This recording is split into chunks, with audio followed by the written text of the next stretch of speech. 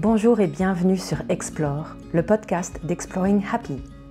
Je suis Hélène Schmidt, votre hôte, qui va vous parler de connaissance de soi, de design humain, d'entrepreneuriat conscient, de développement professionnel et personnel et de spiritualité.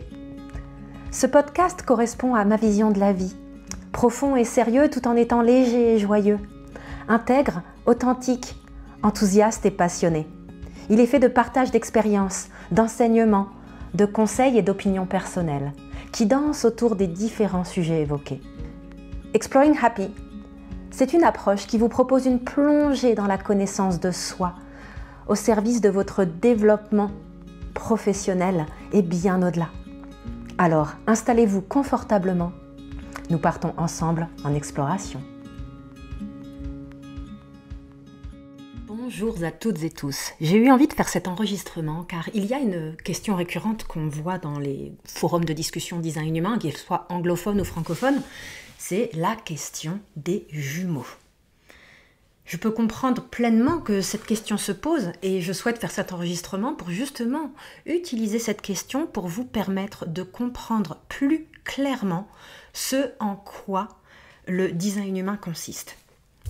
Déjà, c'est une illustration parfaite de comment on peut avoir différentes manières d'incarner une définition donnée. En effet, la manière dont vous fonctionnez, idéale, est en vous appuyant sur vos éléments définis. En priorité, les canaux définis et les centres définis de part et d'autre des 10 canaux. Et on répète encore et encore en design humain que notre définition ne nous dit pas quoi faire, elle nous dit comment fonctionner. Mais cela illustre également les nombreuses manières de s'appuyer donc sur une définition pour fonctionner. Et puis à partir de là, il y a d'autres nuances. La première nuance, c'est de comprendre qu'il y a des éléments en design humain qui s'appellent la sous-structure. La définition, c'est bien sûr nos portes, nos canaux définis, les centres définis, ce qui est défini dans notre design. Mais au fur et à mesure que nous avançons dans notre chemin design humain, on est exposé au fait qu'il y a des degrés plus fins. Le premier auquel vous êtes exposé, ce sont les lignes que vous pouvez voir sur une carte corporelle, que, même si celle-ci est générée avec un logiciel de base. Et puis, il y a les éléments plus avancés qu'on peut générer avec des logiciels plus précis. Il y a plein de variations payantes que vous pouvez trouver pour obtenir les éléments relatifs à ce qu'on appelle en particulier la couleur et le ton. Il y a également les notions de base, mais restons au stade couleur et ton dont vous pouvez d'ores et déjà tirer beaucoup d'informations. Et plus en fait on va dans les sous-structures en design humain, plus les éléments de naissance à la minute près sont importants. Donc pour revenir au cas de figure des jumeaux, je ne suis pas une experte en naissance de jumeaux, mais je sais que leur écart de naissance peut passer de quelques minutes à une demi-heure, des fois même peut-être une heure, il me semble.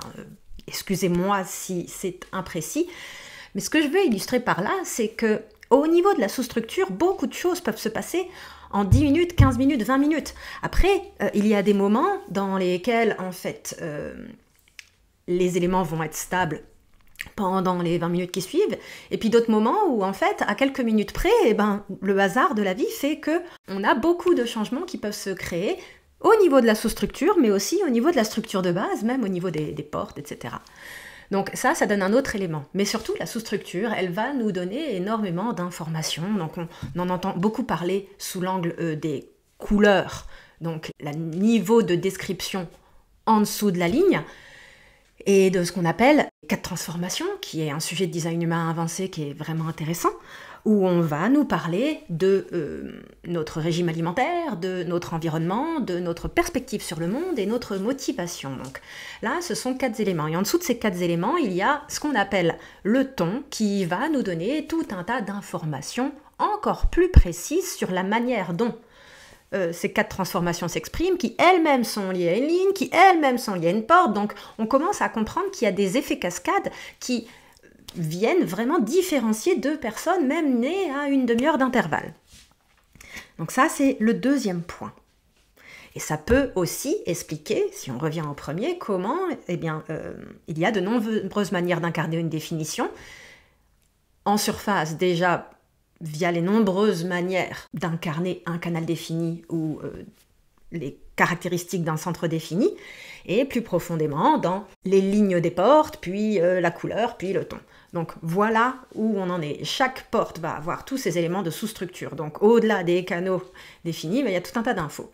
Et là, ça nous amène au troisième sujet. Les conditionnements et les comportements du non-soi. Et là, j'ai gardé le plus important pour la fin, parce qu'au final, la question que vous vous posez vis-à-vis des jumeaux trouve sa réponse en immense majorité là-dessus.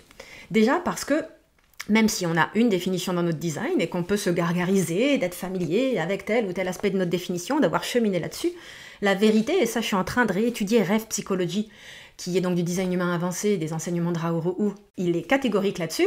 Et ça, c'est vraiment quelque chose que j'ai compris, on va dire, à partir de mes années 5 et 6 de design humain, c'est que le non-soi, il a vraiment la vie dure.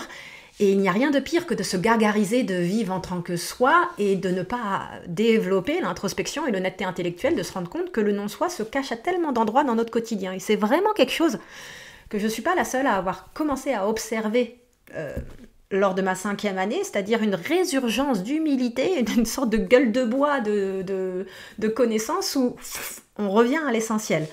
Et donc pour revenir aux jumeaux, eh bien, on se retrouve avec des personnes qui ont soit vécu les mêmes expériences, mais aussi ont pu avoir des expériences différenciées dans leur vie, mais surtout la manière dont on va accueillir une situation va être différente de personne en personne. Déjà, du fait de cette notion de sous-structure, mais aussi parce que, pour plein de raisons, une personne va être plus sensible au non-soi de tel centre non défini ou à l'élément de telle porte, patati patata. Enfin, à ce niveau-là, on peut trouver vis-à-vis de l'ouverture, mais également d'éléments de définition, tout un tas d'explications.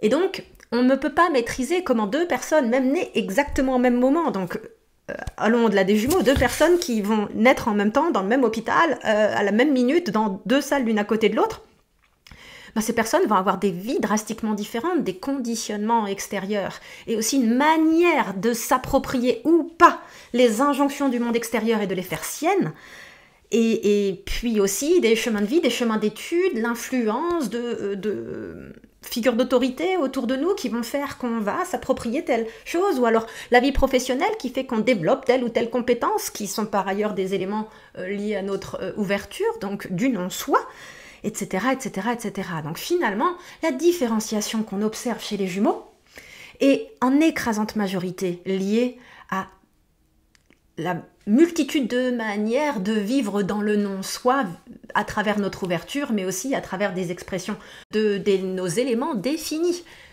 Donc, c'était pour vous donner vraiment ces éléments-là. Donc, si on devait résumer ce que j'ai dit, 1. La sous-structure et les nuances qu'on va trouver dans le design humain avancé. 2. L'illustration des nombreuses manières d'incarner une définition, un canal défini, une porte définie. Et 3. Plus important, l'influence majeure sur notre vie, nos décisions, nos positionnements, nos croyances, nos comportements que va avoir le non-soi et que vont avoir tous ces conditionnements sur nous. Voilà, j'espère que ça répond à vos questions. En tout cas, c'était un plaisir pour moi en fait de faire cet audio et j'espère qu'un maximum de gens pourront y trouver les réponses qu'ils cherchaient désespérément. Allez, salut!